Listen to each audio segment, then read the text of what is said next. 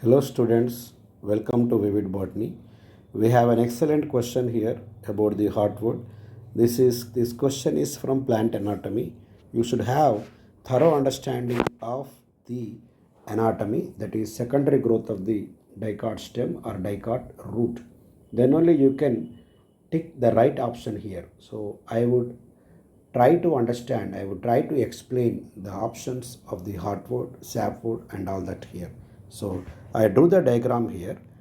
In every well developed secondary grown trunk, you will find the two regions. The central portion, which is darker in color, dense, it is called as heartwood.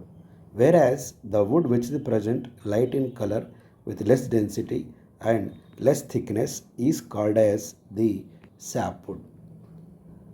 Heartwood is also called as duramen. Sapwood is called as alburnum. Heartwood is central in position.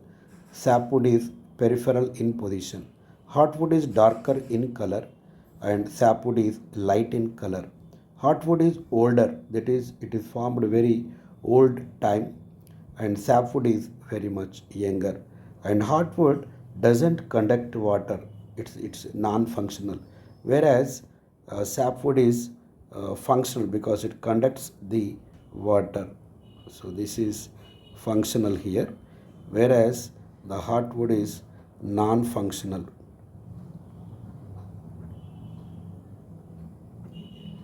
Now the heartwood thickness will be ever increasing radius, whereas sapwood remains uniform thickness.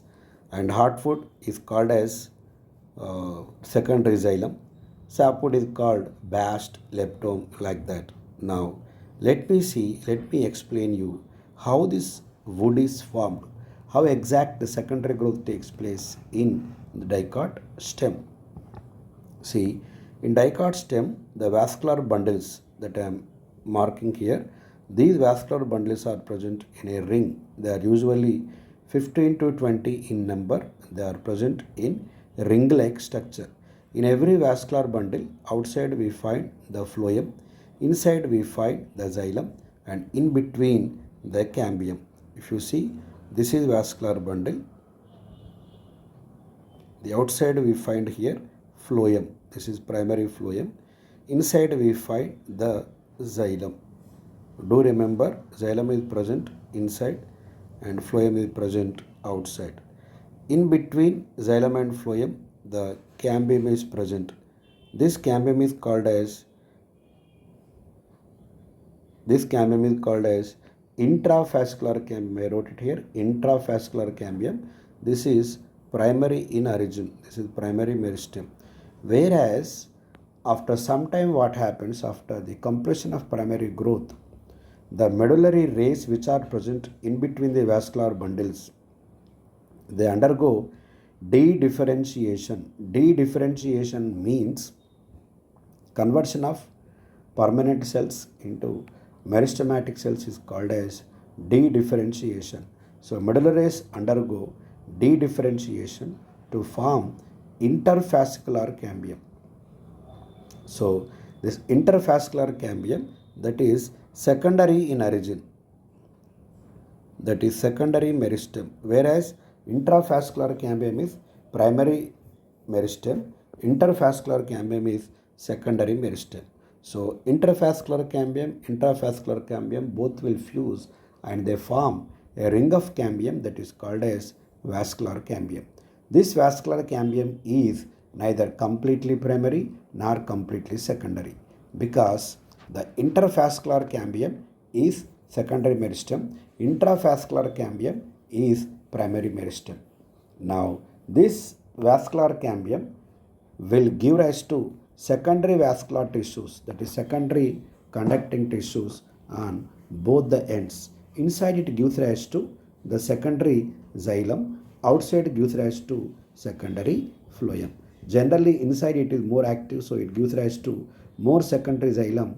Outside it is less active, so it gives rise to less secondary phloem. Secondary xylem is called as wood. Right. Now let us see here how this secondary wood is formed. Now look here, this is the xylem vessel. This is xylem vessel. We know that in dicots, xylem vessels are the chief conducting elements in the xylem, and they are dead cells. We know that they are having no protoplasm.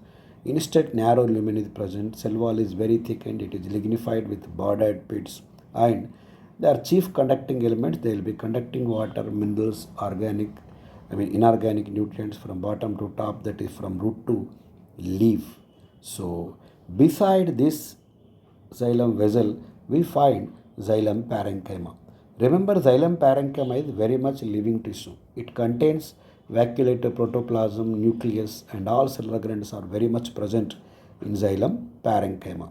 So, after some time, what happens? The xylem parenchyma will protrude, it will project inside the xylem vessel through the bordered pits like a balloon. So, these balloon-like structures which are formed by extension of xylem parenchyma into xylem vessel lumen are called as tyloses. I wrote here, they are called as tyloses. So, these tyloses are balloon-like structures that are formed inside the xylem vessel lumen by extension of xylem parenchyma, and these balloon-like structures accumulate ergastic substances. What are ergastic substances? That are byproducts of the metabolism. They are not useful for the plants. So these ergastic substances are accumulated, collected inside the balloon-like structures. They include here tannins, resins, gums, steroids, salts, alkaloids, and many more. So, due to accumulation of the ergastic substances inside the tyloses will increase in size. Tyloses will, as they increase in size, they block the xylem vessel. As they block the xylem vessel cannot conduct the water. So, that xylem vessel becomes non-functional. It blocks the xylem vessel. It blocks xylem vessel, cannot conduct water, and it becomes non-functional, and that non-functional wood is called as heartwood. So remember, first the wood is very much functional. It used to conduct water, minerals and all that. But after some time what happens? Due to development of tyloses, the vessel lumen is blocked, the passage is blocked, so further it cannot conduct water. So what happens? That vessel is blocked, it becomes non-functional. Such non-functional vessel xylem is called as heartwood. So this heartwood remains center in position. Whereas the recently formed xylem from the vascular cambium, the xylem which is recently formed from vascular cambium will remain very much functional, and that is outer peripheral, that is called as sapwood, and that will be conducting water, minerals from root to leaf. Now let me explain you how do we understand the heartwood and sapwood. For example, if a plant starts its secondary growth in 2016, this is not 16, 2016, this is 2016, it has started the secondary growth. So what happens? After some time, the vessels that are formed in 16, 17, 18, 19 will lose their functionality. They convert into heartwood. HW means heartwood. They convert into heartwood. Whereas the wood that is present in 2020, 2021 will remain like sapwood. But when another sapwood is formed in 2022, then from 16 to 21, 21 also turns into heartwood. Then from 16 to 21, it will be turning into the heartwood. Then in 2023 again, when another sapwood is formed, then 16 to 22, another heartwood is formed, right? Like that, what happens here? The recently formed xylem will be acting like the sapwood, and the older xylem will be acting like the heartwood. So innermost sapwood is older xylem. Let us suppose here I will explain it once again. See, for example, it has started its secondary growth from 2016, 17, 18, 19. Okay. Then now it is 21, let us suppose. Now from 18 to 2016, this is regarded as Heartwood and this is regarded as the Sapwood. Okay. Now, for example, in the next year 2022, again another sapwood is formed. Now, this will be acting like the sapwood. And from 2019 to 2016, it will be acting like the heartwood. Now, in 2023, another wood is formed by vascular cambium. Now, what happens? This will be acting like the sapwood. And from here to here, that is from 21 to 16, it will be acting like the heartwood. Let us suppose again 2024, another sapwood is formed. Then the 24, 23 will be acting like the sapwood, and from 22 to 16, it will be acting like the heartwood. So from year to year, the radius of heartwood will be increasing. As sapwood is newly formed, the radius of heartwood will be increasing and thickness of sapwood remains same. Right? So I think you have understood it very well. Now let us see the question here. The heartwood doesn't conduct water but gives mechanical support. Yeah, this is correct. And sapwood is involved in conduction of water, minerals from root to leaf. It is also correct. Sapwood is innermost secondary xylem and light in color. This is wrong. So this is the answer. And due to deposition of tannins, resins, oils, etc., heartwood is darker in color. This is also very much correct. So this question requires very much clear understanding of secondary growth in plants. The Tyloses, all that are not given in the textbook.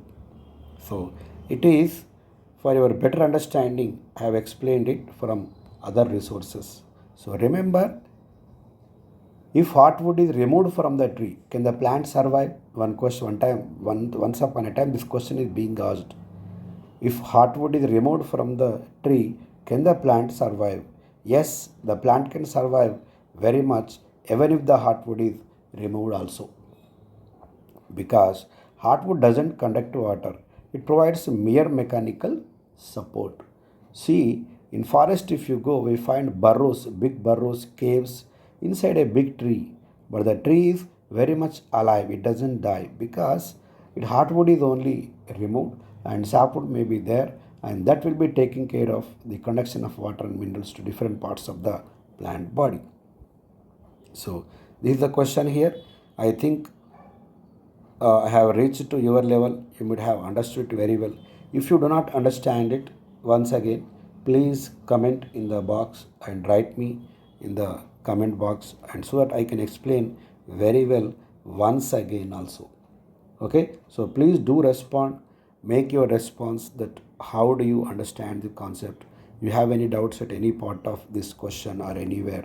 So we will be discussing this kind of very typical conceptual questions from previous NEET papers. Okay, so my channel is Vivid Botany.